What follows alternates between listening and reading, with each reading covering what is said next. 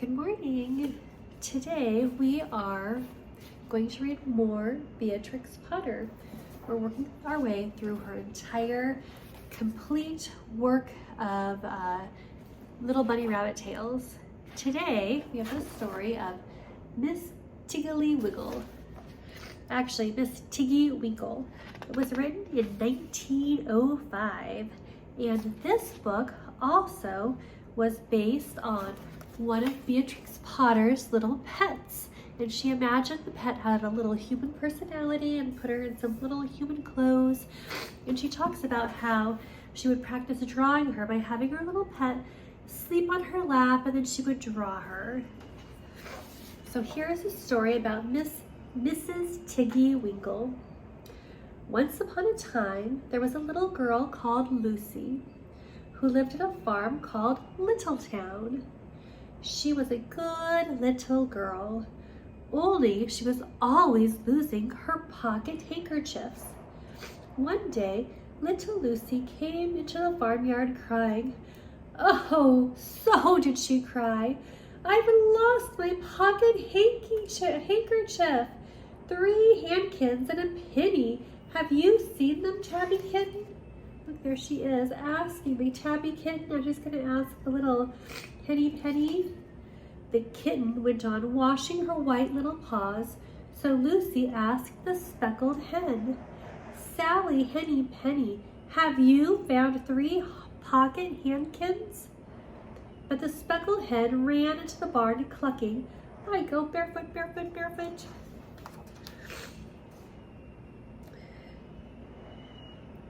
Then Lucie asked the cock robin sitting on a twig. The cock robin looked sideways at Lucie with its black eye, and he flew over a stile and away. Lucie climbed upon the stile and looked up at the hill behind Littletown, a little hill that goes up into the clouds as though it had no top. A great way up there, up the hillside, she thought she saw some white things spread upon the grass. Lucie scrambled up the hill as fast as her short legs would carry her. She ran a long, steep pathway up and up until Littletown was right away down below. She could have dropped a pebble down a chimney. Presently, she came to a spring bubbling out of the hillside. Someone had stood on a tin can up on a stone to catch water, but water was already running over, and the can was no bigger than an egg cup. And where the sand was upon the path was wet, there were footmarks of a very small person. Lucie ran on and on. The path ended under a big rock. The grass was short and green, and there were clothes props cut from the bracken stems, with lines of plaited rushes and a heap of tiny clothespins, but no pocket handkerchiefs. But there was something else, a door. It's straight into the hill, and inside of it someone was singing. Lily white and clean, oh, with little frills between, oh, smooth and hot, rusty red spot never has there been seen, oh. Lucie knocked once, twice, and interrupted the song. A frightened little voice called out, Who's that? Lucie opened the door. And what do you think was there inside the hill? A nice, clean kitchen with a flagged floor and wooden beams, just like any other farm kitchen. Only the ceiling was so low that Lucie's head nearly touched it. And the pots and pans were very small, and so was everything else there. There was a nice, hot, stingy smell. There was a nice, hot, singy smell. And a table with iron and at the table, with an iron in her hand, stood a very stout, short person, staring anxiously at Lucie.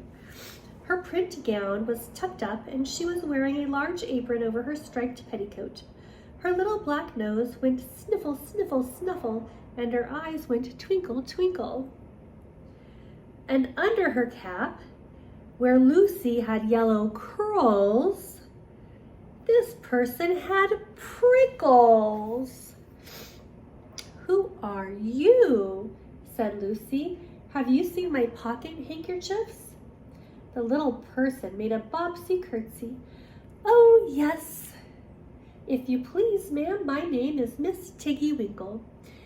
Oh, and if you please, ma'am, I'm an excellent clear starcher. And she took something out of a clothes basket and spread it on the iron blanket. What is that thing? Said Lucie. That's not my pocket handkerchief. Oh, no. If you please me, that's a little scarlet waistcoat belonging to the cock robin. And she ironed it and folded it and put it to one side. Then she took something else off the clothes horse. That isn't my pinny, said Lucie. Oh, no, if you please, ma'am, that's the damask tablecloth belonging to Jenny Wren. Look how it's stained with currant wine. That's very bad to wash, said Mrs. Tiggy-Winkle. Mrs. Tiggy-Winkle's nose went sniffle, sniffle, snuffle, and her eyes went twinkle, twinkle. And she fetched another hot iron from the fire. There's one of my pocket hankies, cried Lucie, and there's my penny. Miss Tiggy-Winkle ironed it and goffered it and shook at the frills. Oh, that is lovely, said Lucie. Oh, that is lovely, said Lucie. And what are those long yellow things with fingers like gloves? Oh, that's a pair of stockings belonging to Sally Henny Penny. Look how she's worn the heels out, scratching the yard. She'll very soon go barefoot, said Miss Tiggy-Winkle. And there's another hankersniff, but that isn't mine, it's red. Oh no, if you please, that belongs to Mrs. Rabbit. And so it did have a smell of onions. I've had it washed separately, I can't get the smell out. And there's another one of mine, said Lucie. What are those funny things, those little white things? That's a pair of mittens belonging to Tabby Kitten. I only have to iron them. She washes them herself.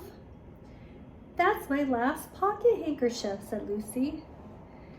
And what are you dipping into the basin of starch? They're little dicky shirt fronts belonging to Tom Titmouse, most terrible in particular, said Mrs. Tiggy-Winkle. Now I've finished my ironing, I'm going to air some clothes.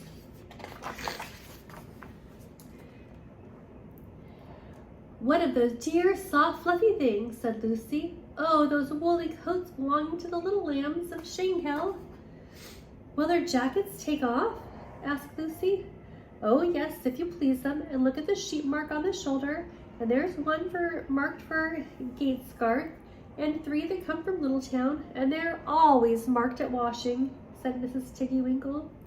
And she hung up all sorts and sizes of clothes, small brown coats of mice, and one velvety black moleskin waistcoat, and a red tailcoat with no tail belonging to Mr. Squirrel, Nutkin, and a very much shrunk blue jacket that belonged to Peter Rabbit, and a petticoat, not marked, that had gone lost in the washing, and at last the basket was empty.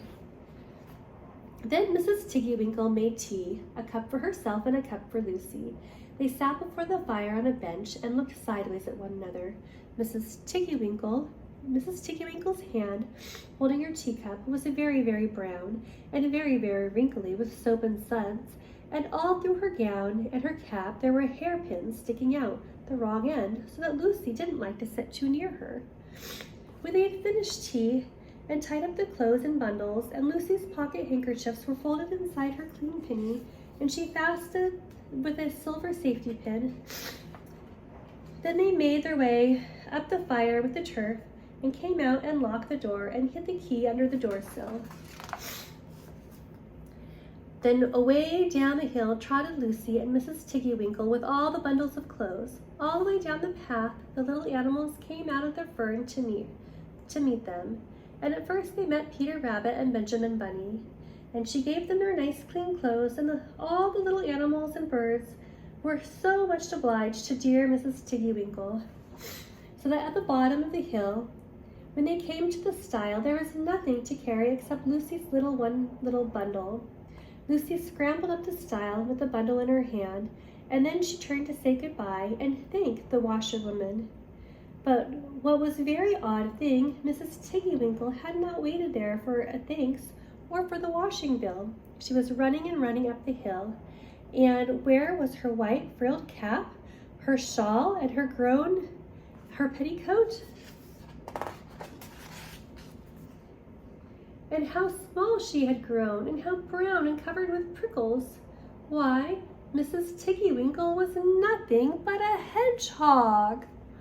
A hedgehog who had done all that washing.